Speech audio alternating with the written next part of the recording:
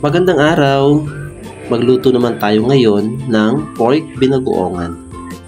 Kailangan lang natin ng sibuyas, bawang, kamatis, siling haba. Syempre, kailangan din natin ng pork. Hindi ko na nga lang nailagay din yung alamang. Una, magsalang tayo ng kawali sa kalan. Lagyan natin ng langis. Kapag kumukulo na, ilagay na natin ang pork. Ito ay tira lamang kaya ganyan na ang kulay. Hayaan lang natin na matusta-tusta ang pork. Kapag alam natin natutusta na, halu-haluin natin para hindi dumikit sa kawali. Ayan, kapag tostado na, kunin na natin. Set aside muna natin ang ating pinalutong na pork. At the same pan din, doon na tayo magluluto. Huwag na nating hugasan. Maglagay tayo ng mga ricado, sibuyas, bawang.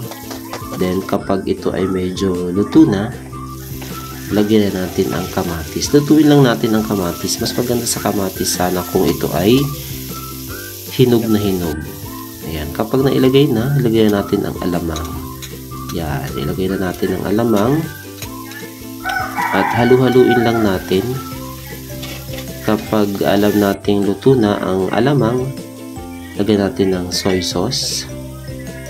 Lagyan na rin natin ng suka para iwas panis. Halu-haluin at ilagay na natin ang pork kanina na niluto natin. Yan, halu-halo lang natin, halu-haluin at lagyan na rin natin ng tubig. Yan. Medyo kaunti lang tubig na nilagay ko para mas mabilis siyang kumati. Then, timplahan na natin ng paminta. Lagyan na rin natin ng asukal para panimbang sa lasa. At ilagay na rin natin ang siling haba. Kapag nailagay na lahat, takpan na natin. Hintayin lang natin ng mga ilang minuto.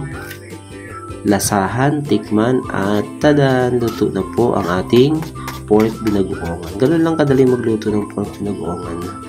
At, ayan, luto na ang ating pork binagoongan. Salamat sa panonood.